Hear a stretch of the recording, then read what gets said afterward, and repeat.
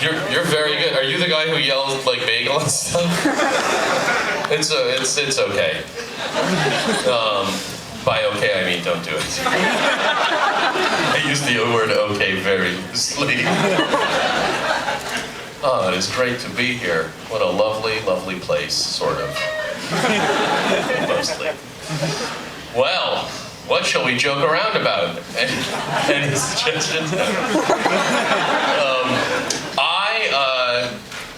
I was in Brooklyn, where I live, so it's not weird. And this is yesterday, so I don't know why I'm telling it like it's a real story. Because that's no joke, it's just a thing I heard that I fell in love with. It was two businessmen, like in suits. Like one had a briefcase, and they were walking, and we crossed like this. Oh. Right as we crossed, and it didn't seem to be like anyone was kidding, but one just looked at the other and very seriously went, "Have you ever heard of Pilates?"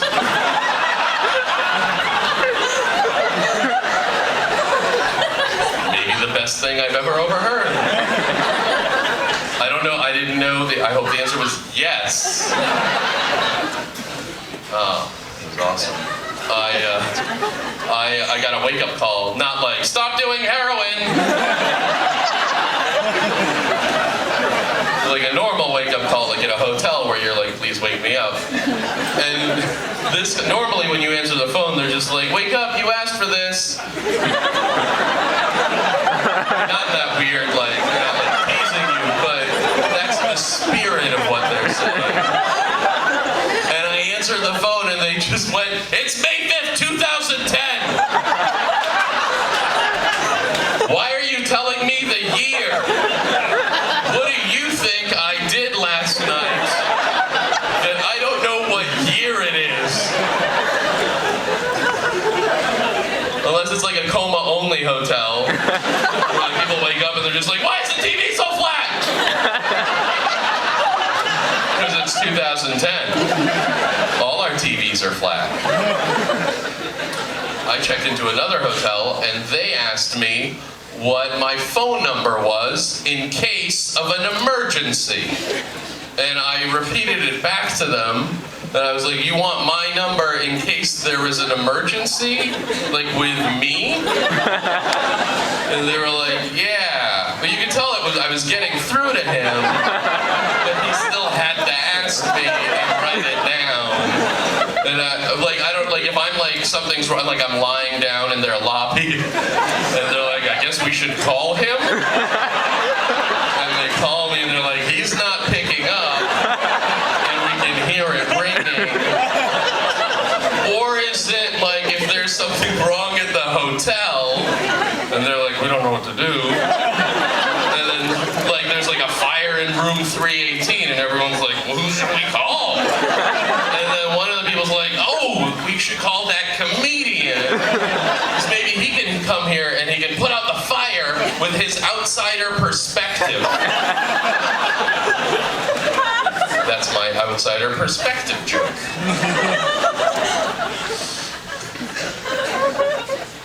I was reading an article about relationship deal breakers. I think maybe it was like it was in the Times, and I think it was on Match.com or something. But it was like the top 10 relationship deal breakers for men and women, and most of them were normal. They were like lying and cheating and adultery. They were all different forms of deceit.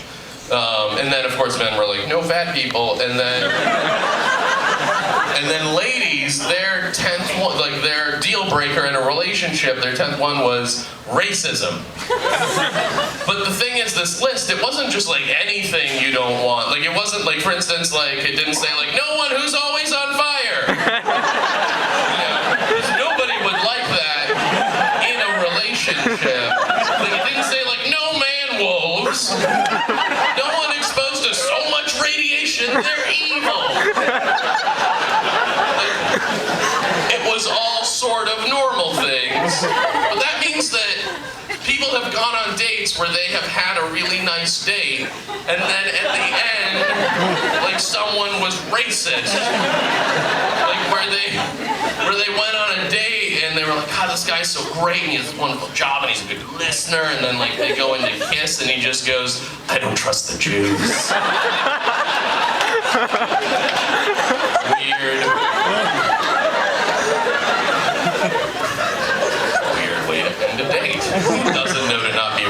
on a first date.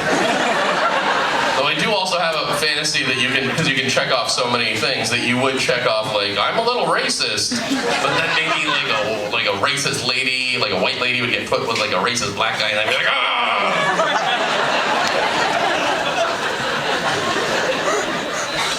I don't know why I want racist people to date me, but I do.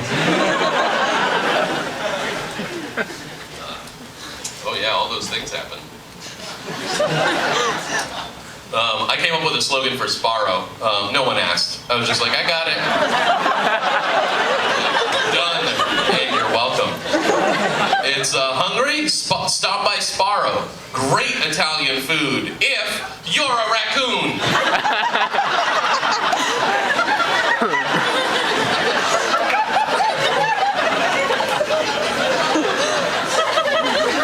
A little while ago, I met with MTV to pitch a show, and I decided that I would pitch it as, which I did, a cross between Avatar and a book. So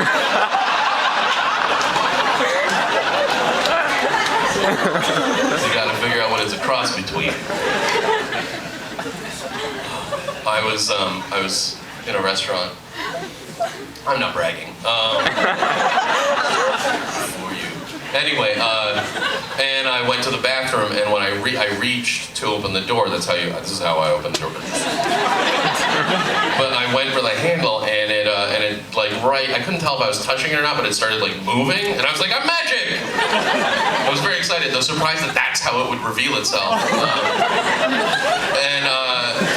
Nothing, and then I try it and it's locked, and I'm like, and then there's like somebody in there, and they're like, oh, somebody's in here, and I'm like, sorry, and I'm standing outside the bathroom and waiting for a little bit, and then I hear knocking.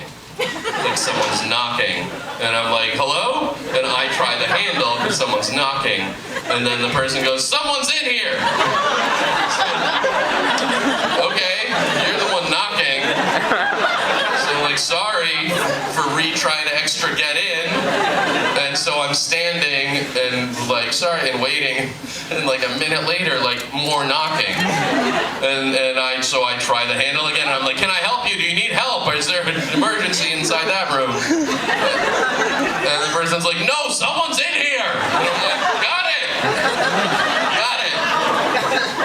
And I keep standing, because you're not allowed to just march into a bathroom and go like, what's going on? You have to abide by the rules of doors.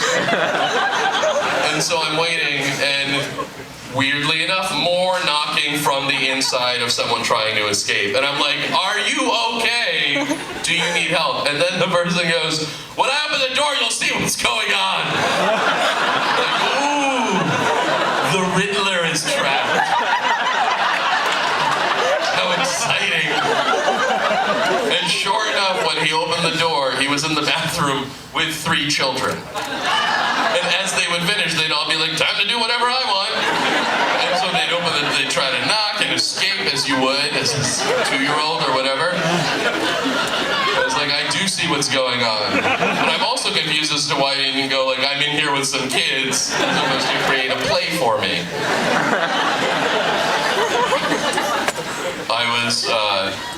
This summer I was in Manchester, England, sorry. But maybe New Hampshire too. Oh, I know all the towns within a 100-mile radius. You're welcome, Methuen.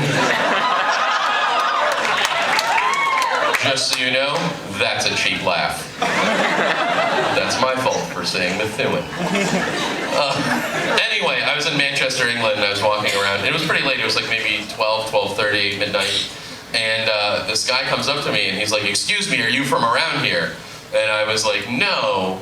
And he was like, great. That's not great. That guy doesn't want the time or directions. He's excited, I don't know where I am.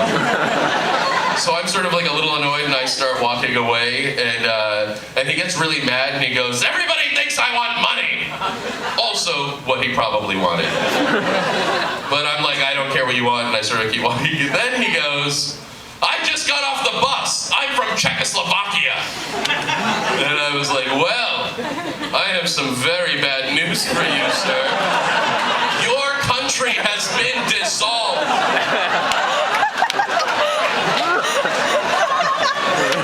I don't know when you got on the bus, but it must have been the 90s. So your country doesn't exist.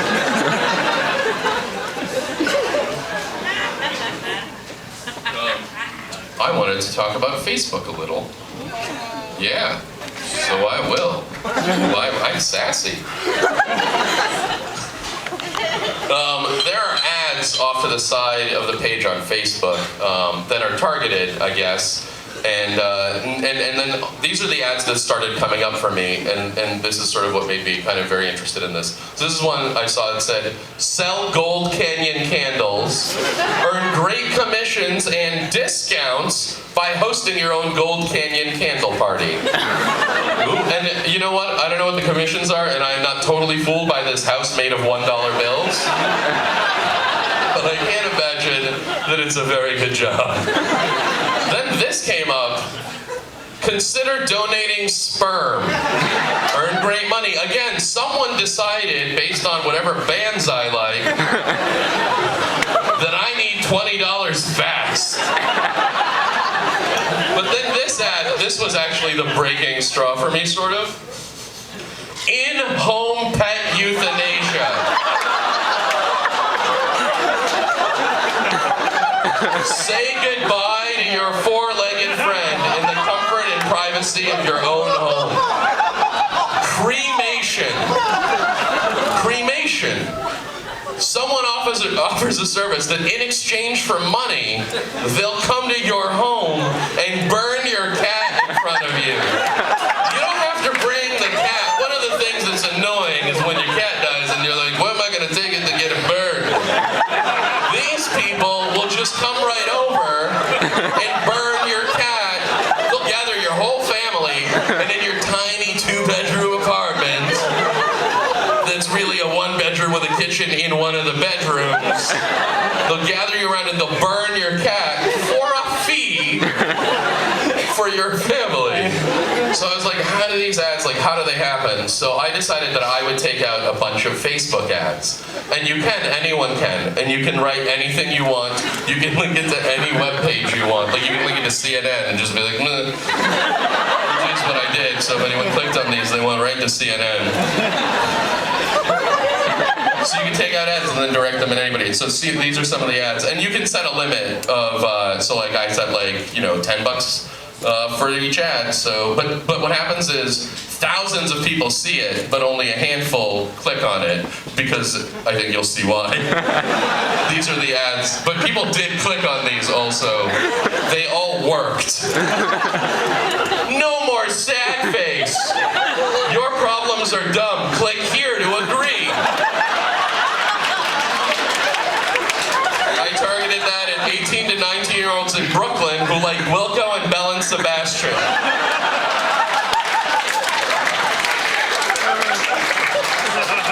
This one. Do you like hockey? Get a 20% discount on hookers when you're in Spain. Targeted that at 35 to 40-year-olds in Quebec who like hockey and Bell and Sebastian.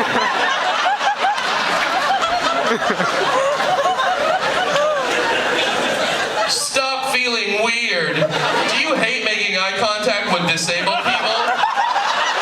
Click here to start loving it.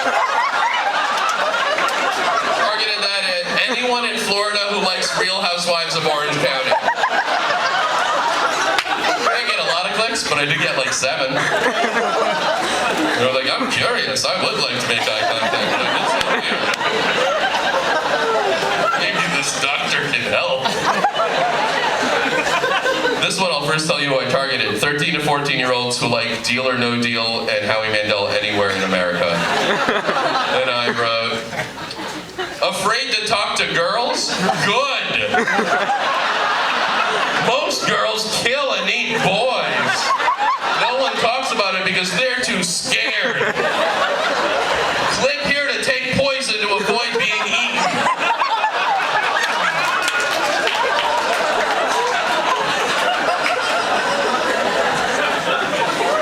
This last one, You tried to kiss me, is what I'll tell the police.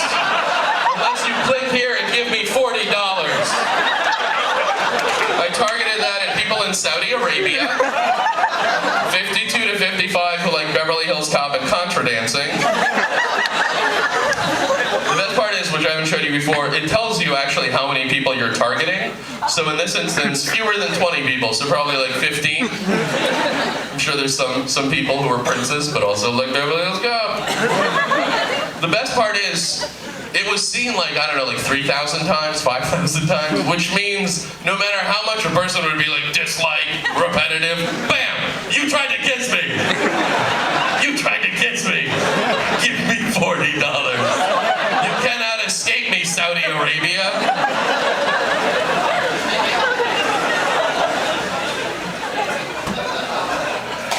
Thank you.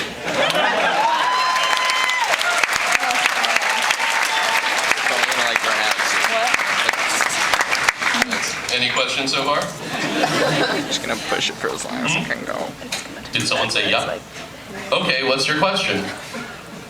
No? Oh, you were joking. It's a lot like you were just lying.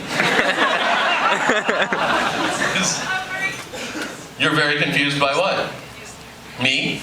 I can help explain any part of me. If you have a more direct question, then I have a question. Do you know? Yes. If we had to pick which one of us was confusing and sending mixed messages, I feel like we would decide together it was you. I feel like you would vote for yourself, as well as I am definitely voting for yourself as well. But if anything is confusing, I am happy to answer it. Do you want to know about marketing? No. Manchester. England. There are two places named Manchester. One's Hampshire. What? You fell in love with me. Cool. See? The ultimate way to play hard to get is to ramble while making eye contact. There's nothing sexier than just being like, what are you talking about? What are you talking about? And then they're like, I love you. I also don't know what's happening. Okay. That's a thing that happened to me. I have literally a list of things that happened to me. I was in Brighton Beach, which is a very Jewish Russian area of Brooklyn. And I was walking around and I went into a store. You don't have to clap. Jews or Russian. Anyway, but it's very nice to be Jewish in all my power.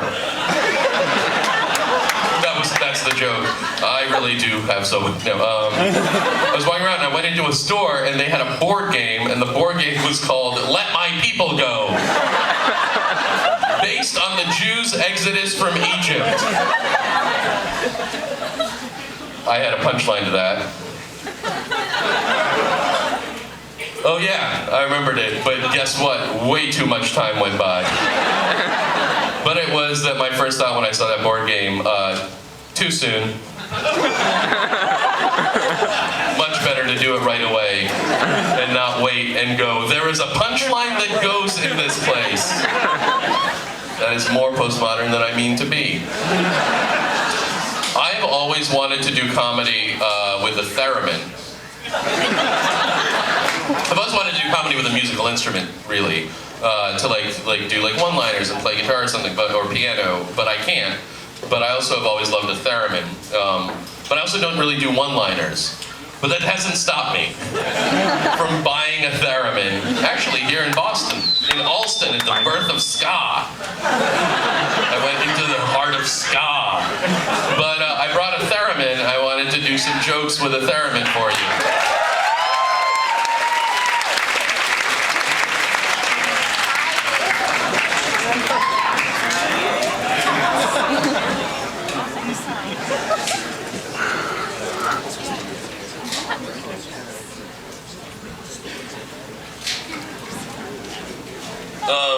I think it's fair to say that I don't know how to play theremin. Also, I don't really do any one-liner jokes, as is evidenced by the one I had. I forgot the middle part.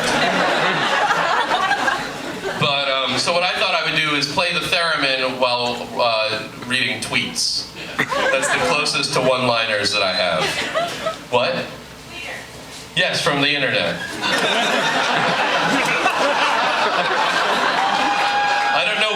meter means. I think, do you mean Twitter? What are you, 89?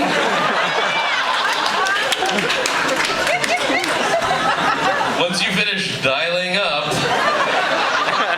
a classic dial-up zing. All right, let's see if I can make this work.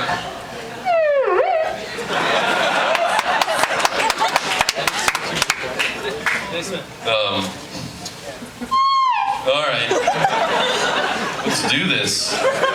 Let's theremin it up. Oh no, it's gonna run out. Just got home and my cat is meowing tons. I think he wants food, unless he's trying to tell me about